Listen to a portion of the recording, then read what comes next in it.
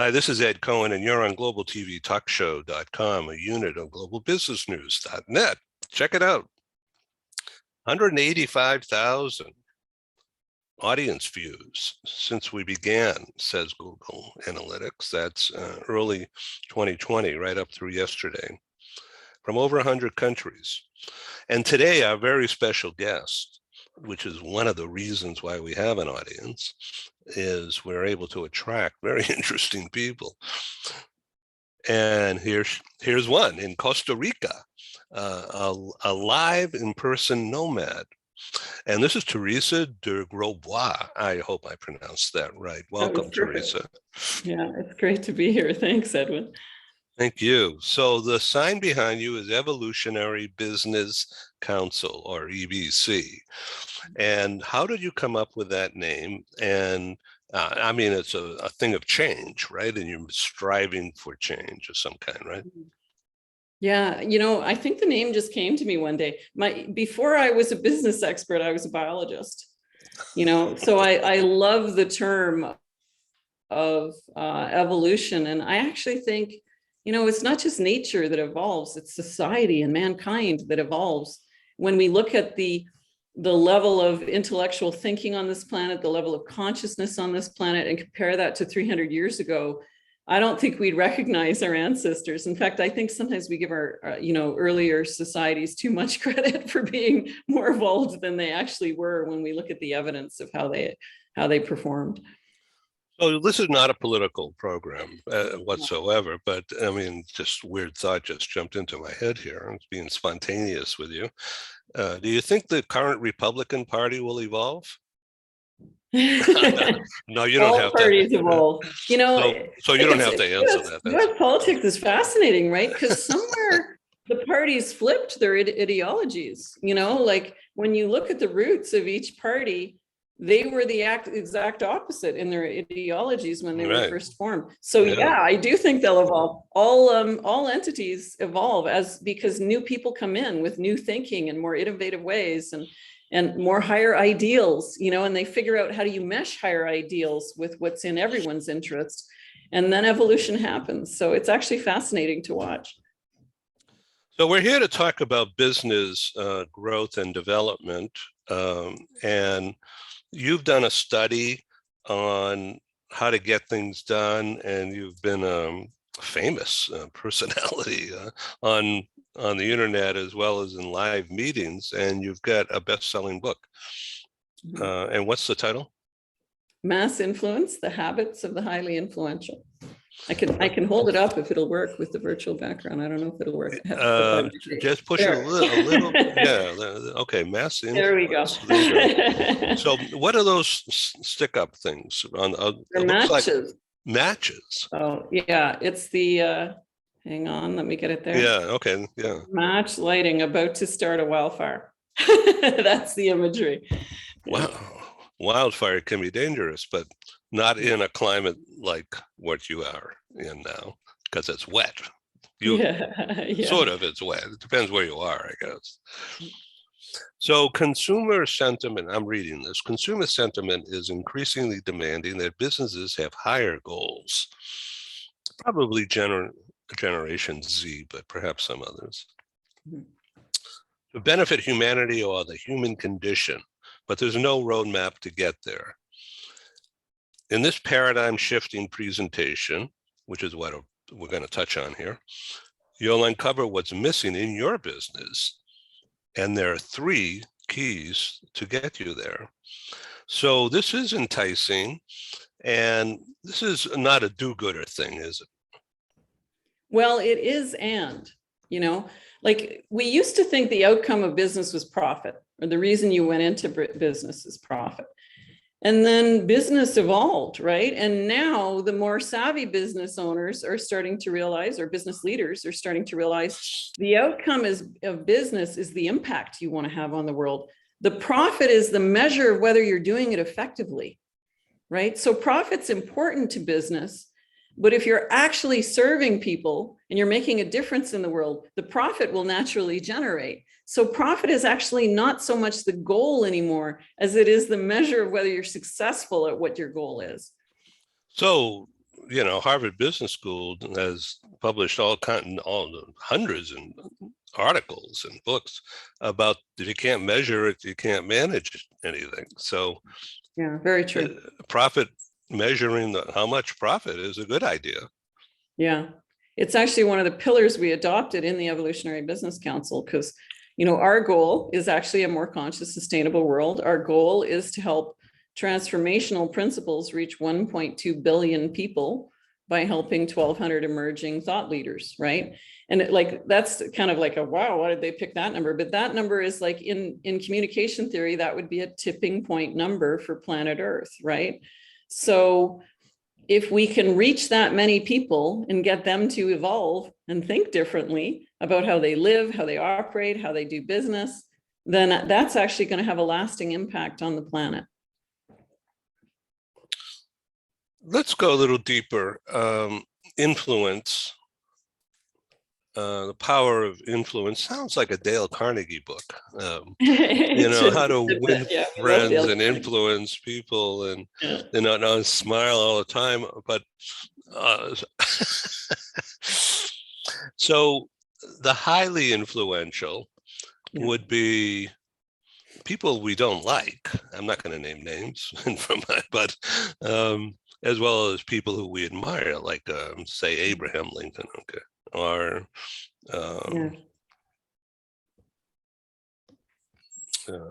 Mandela, Nelson Mandela, in later days. So how about like Musk? This guy Musk. Elon Musk. Yeah, very controversial figure. People love him or hate him. SpaceX is a wonderful invention, and the Tesla car is a huge success because it's solving problems as well as giving people something that apparently they can afford. There's so many of them on the roads now. Yeah, I don't have one, but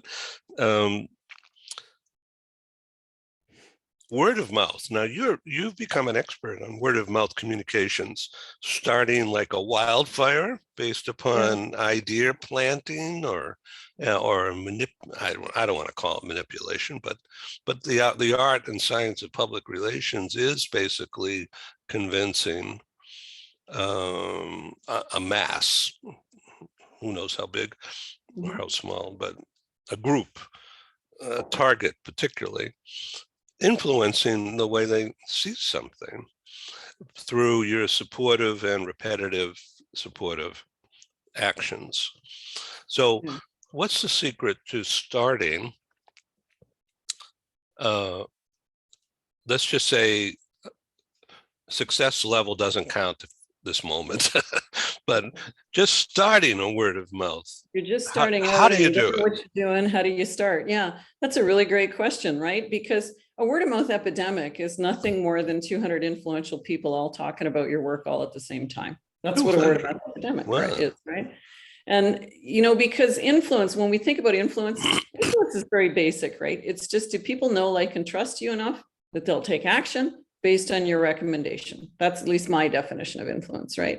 And so mass influence is just, do a lot of people know, like, and trust you enough that they'll take action based on something you recommend, right? And so when we look at that in a nutshell, all it comes down to is you can't make yourself influential or famous, right? You can only give influence to other people and they can give it back to you. It's really that simple. Say that again. You can give influence to other people. You can give influence. Another way to look at that is like if I was at a networking event and I stood on a chair and said, oh, look at me, I'm so great. I've got 4 international best-selling books. You should all come talk to me. Like, people would be showing me the door so fast. They'd be like, oh my God, shoot me in the head. Who is this woman? Who let her in the room? Right. Whereas if I stood on a chair and said, oh, guys, Edwin Cohen just walked in the room. He has the best blog talk radio show. Oh my God, you got to meet this guy. He's so interesting. His following is so engaged. I was so lucky to be on his show. Like, in that moment, then suddenly I'm gracious. Right. And in fact, in that moment, I'm the most influential person in the room. Isn't that interesting?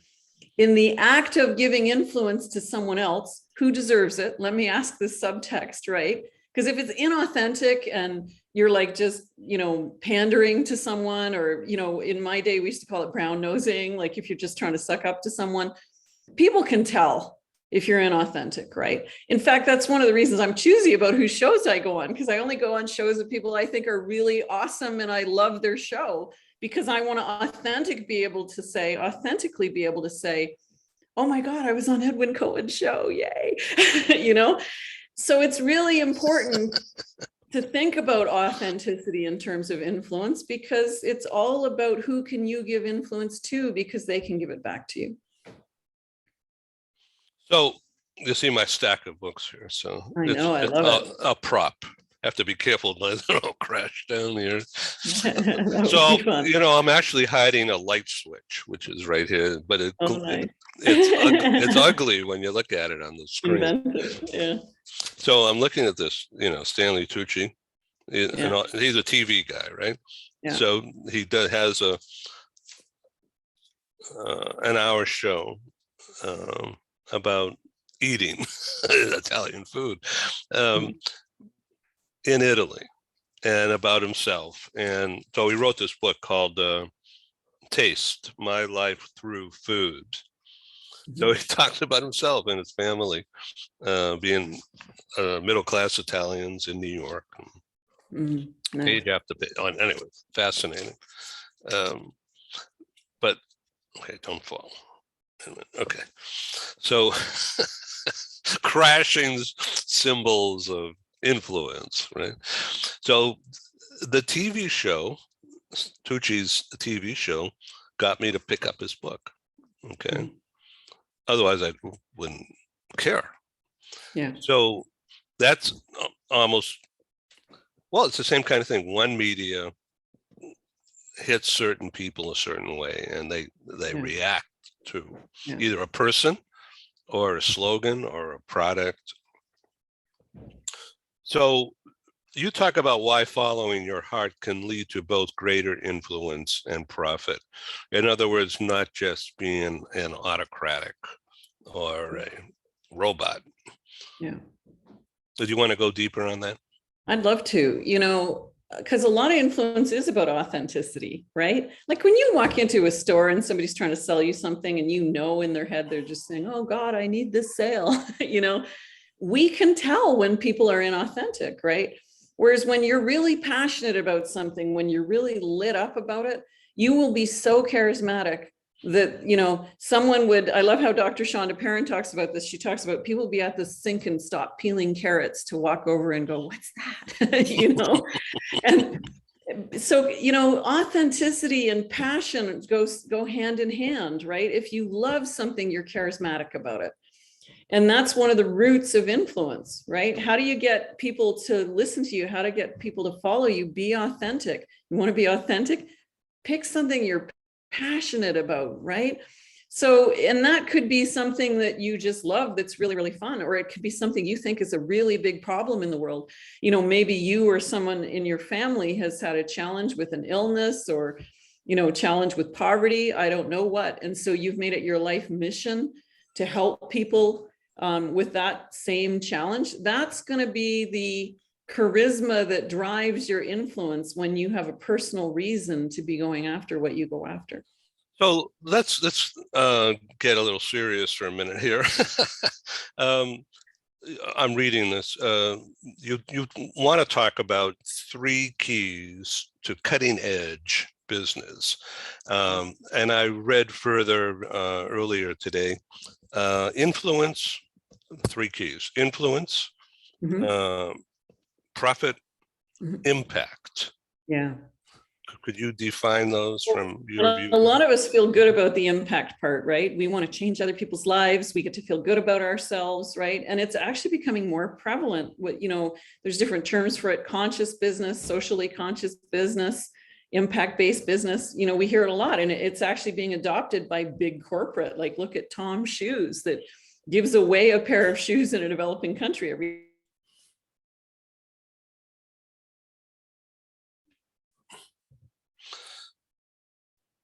Oh, unfortunately, your satellite connection has failed and you're frozen.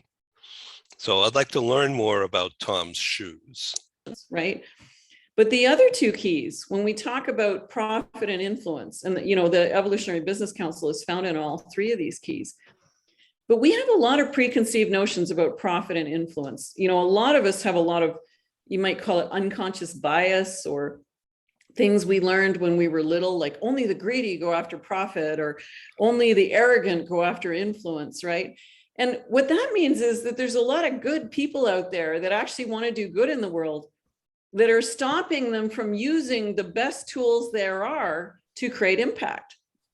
And think about that for a moment, right? When good people don't pursue influence and don't pursue profit, then what's at risk is we leave behind a world where all the influence and the money is only in the hands of the very kinds of leaders we fear, right? So many good people are waking up to realize that no, as a good person, it's not only important, but it's my responsibility to pursue influence and to pursue profit in the good of humanity, to have impact in this world.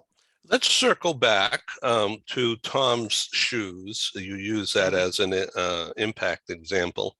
And the reason why is because the satellite connection froze you just when you were talking about it. And I commented on that. So this circularity here will bring us back to that, and then we can go forward. So we're talking about influence and profit and impact, and underlined on, I'm reading my notes, underlined under influence, the law of attraction. And you mentioned Tom's shoes, where they're giving away a pair of shoes for, and then it dropped. So okay. Yeah, Tom's shoes is a great example of that, right? They give away a pair of shoes in a developing country for every pair of shoes they sell. And I think as society has evolved, we want corporations to stand for something. We want corporations to be things we can look up to. We want the corporate leaders, the leaders in business. We want business owners to people we admire, to be people we admire and respect, right? And I think it's really important now for business to think about this in terms of profitability, because there's a lot of people that will pay more money for a pair of Tom's shoes because they know those shoes are doing good in the world. That's fascinating. Okay, so once again, three keys: influence, profit, and impact. Before we move on to more things in creating change, do you want to say one more example of how would you start a wildfire of word of mouth based upon influence, profit, and impact? Yeah. So one of the things we talk about a lot in the Evolutionary Business Council is actually using influence and profit as tools to create more impact in the world, right? And so as you build relationship with other like-minded influencers, it's easy to create word of mouth epidemics, right? When you've got an army of influencers at your back who are willing to shout out what you're doing to their followings, and it's interesting, like a hypnotherapist can still shout out someone who sells a better light bulb. Someone who sells a better light bulb can shout out a hypnotherapist, right? We live in a day and age where people respect authenticity. And if you authentically admire the work that someone's doing, it's okay to tell the world about it, right? And social media has provided us an amazing tool to do this. So when we can get people to take action, guess what? We can impact the world. And when we impact the world, we should be selling our product that impacts the world. And the measure of that will be more profit. And the more profit we make, the more we can do, the more impact we can make. So it all becomes a self-feeding loop that actually helps generate more change and more evolution in society. I think that is really clear. And I think that is great. So in my TV talk show life, I've come across some people in the medical field, and one guy here in Southern California came down with Parkinson's, and still has it, of course. Came down with Parkinson's around 20 years ago. When his family was very young. and he was a thriving business executive sales. And he and some others with similar affliction who had capital or access to capital formed an IRS-approved charity, and they called it findneurohelp.org. And so rather than raise money to give out, they raise money to do good. Nice. For people who have Parkinson's and the people in their lives who are impacted by those people having Parkinson's, because it impacts everybody, not just the person. So I've invited Mark to be on my talk shows and talk about and be the poster boy of someone who's trying to live life, even though you got a shake, right? And which is a brain, a neuro breakdown of some kind. So he has been a patient or has come into contact with some doctors who are doing research on neuro. So this has led to he and I developing medical TV talk shows as a channel within this thing. And so we've had several interviews, one-on-one interviews, sort of like this, with world-renowned scientists who are doing research on the brain and the use, the impact of and the use of stem cells in research. And just the other day, just on Monday, this past Monday morning, our talk show was with a company who it's called Axiom, AXIOM, that's meaningless, but it's a space. They're out of space. They're building. I mean, this is a well-funded scientific research project in Houston, near the NASA Space Center, and so. So we had Mark, and we had this woman who's head of the development. They're actually building a space station to replace the current space station up there. And this is going to be commercially funded, totally 100%. And they're going to do research in what they call a reduced or a micromagnetic field, which allows in the space station, rather than on the moon, but just space station, which is, they say, 250 miles off the surface, whereas the moon is 200,000 miles.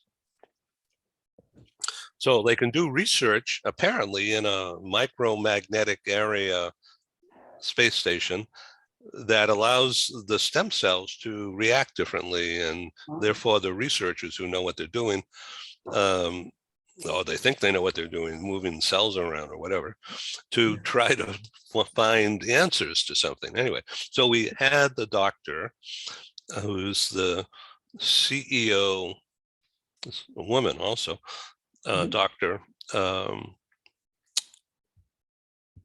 also on the program as a guest. So we had 3 guests on this program Monday morning, and she's the CEO of the National Stem Cell Foundation, which is a government-funded thing. Okay, it was heavy duty, and it was really interesting. Anyway, I don't know why I'm talking about all this now, but I thought that you'd be interested in it, because the profits that we are trying to generate in my business from advertising sales and memberships enable me to give PR to Mark. Beautiful. And findneurohelp.org. And so they're loving it. Okay. So I'm bringing all my business contacts and then some to Mark's attention and to the charity's attention. And we're also building up this medical TV channel, which is skyrocketing in viewership. I mean, every time we do a new show, we just put it out on our network, and it's getting more hits than many of our other shows. Nice. Yeah. And that's such a great example, because we're inspired by people who have a bigger cause in the world. I often talk about that as like a big spark catches easy in the world of wildfire, right? In other words, Spark, that's a good word. Yeah, like the more inspired we are by what somebody's doing, the easier it is, for us to get behind them and want to help them. Like, even if it's as simple as somebody having a YouTube channel and there's 20 or 30 people that act as their Patreons and donate, $10 to $20 a month to help keep them running, all the way to people who will make different product buying decisions because they're more inspired by what a product stands for. So we're talking about what you call the power of manifestation, aren't we? Really, yes, that's very true. When you think about what causes manifestation, a lot of it is about your emotional energy, right? And positive emotional energy, passion, like nothing attracts people like passion, right? And so when you're excited about stuff, when you're naturally charismatic about something, because you're just lit up to create something different in the world, new change in the world, people are drawn to that. That's the foundation of law of attraction. The better your emotional energy is, the more people are drawn to you and want to help you. Does religion enter this? It can, because I think when people, let me say spirituality can enter into this. I think that would be the better term. So if religion is your route to spirituality, because there are so many people now that are finding spirituality without religion, right? And, for me, the distinction is religion is a set of rules or doctrine that should help you to get to spirituality based on their teaching. But spirituality is just your connection with, what you would consider to be the greater power of the universe, right? Whether you call that God or your own soul or your connection to your ancestry or past lives. Spirituality is like your connection to something bigger, to universal intelligence, right? And I think that really does play into it, because a lot of times, people who meditate, people who really get, and you might even call that using your whole brain, right? Because science is now showing our higher intuitive centers are able to connect with a far greater of universal intelligence, a far greater level of intuition when we're not just using our left brain. I'm not dissing the left brain, the analytical brain. It's a very important tool in humanity, but it's not the thing that should be driving the bus in your life. It should actually be your higher consciousness and your higher intuition. And a lot of people equate that with spirituality. Well, this is a wow. So this relates to, as an entrepreneur, 3 o'clock in the morning, wide awake, lying in bed, and the things that you're thinking about are almost like the negative stories that you got to push out, erase, get them out, go away, right? And yet they're very powerful.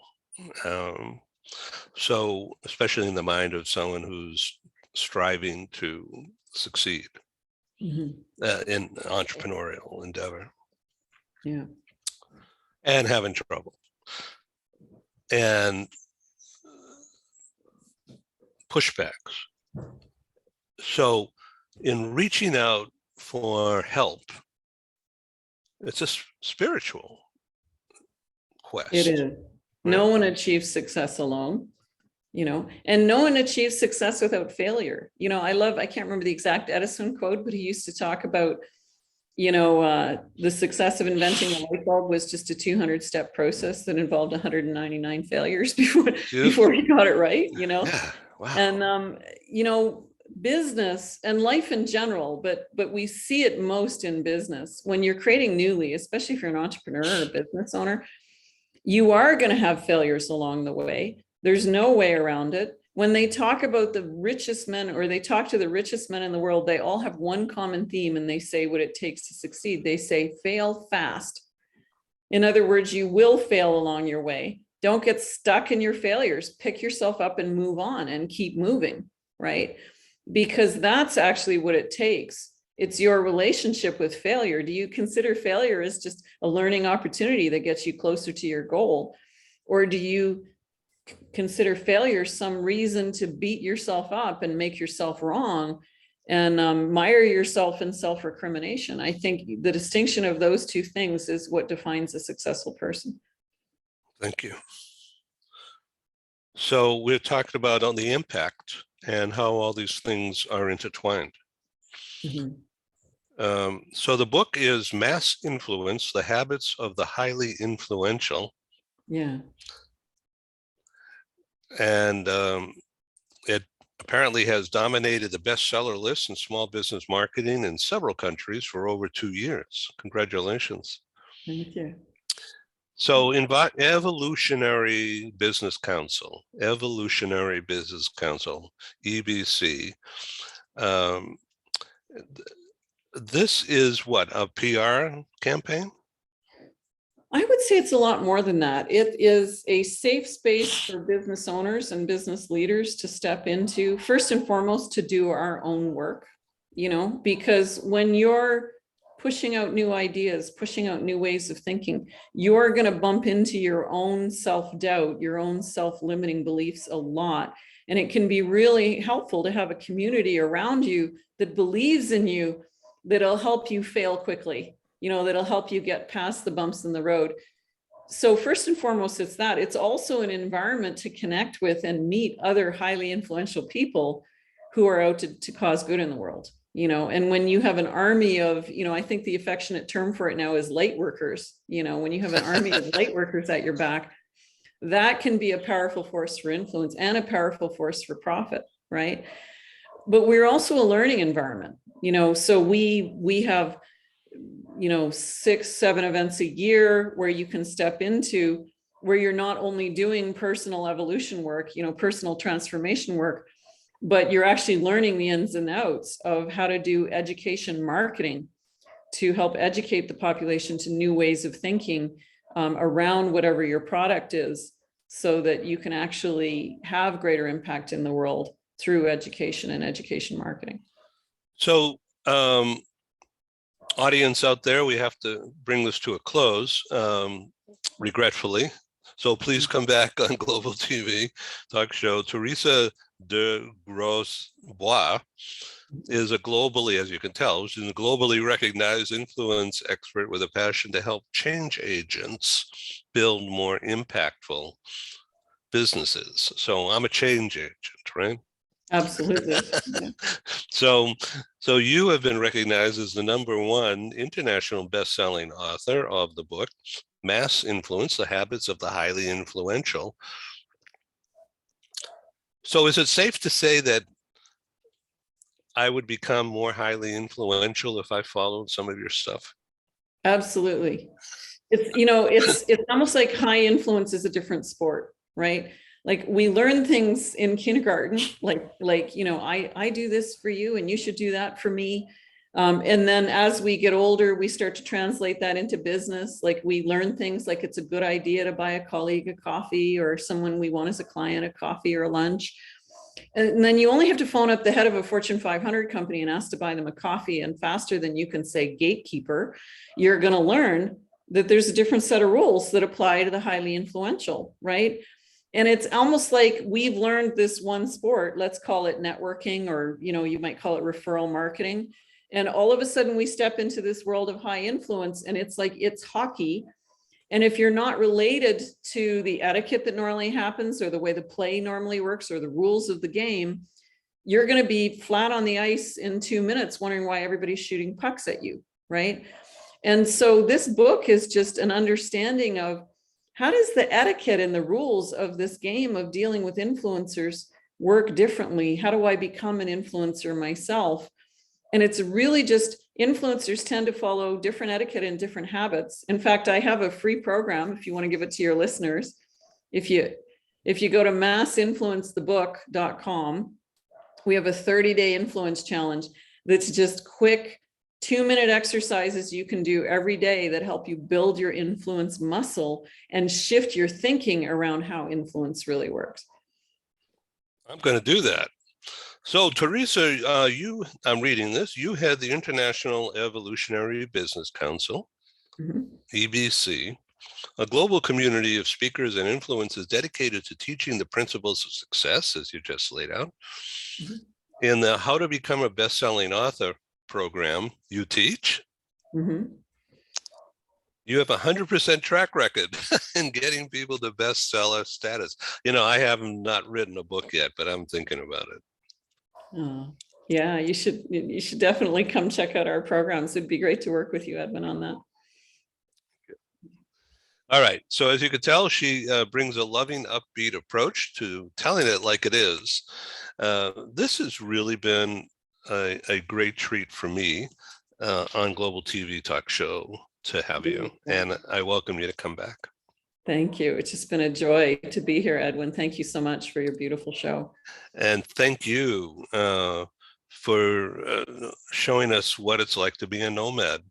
Thank you. I do love it. It's lovely. Have a good day. Bye-bye. Thank you.